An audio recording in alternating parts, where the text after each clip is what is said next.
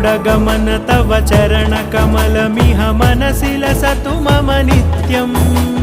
गरुडगमन तव चरणकमलमिह मनसि लसतु मम नित्यम् मनसि लसतु मम नित्यम् मम तापमपाकुरु देव मम पापमपाकुरु देव मम तापमपाकुरु देव मम पापमपाकुरु देव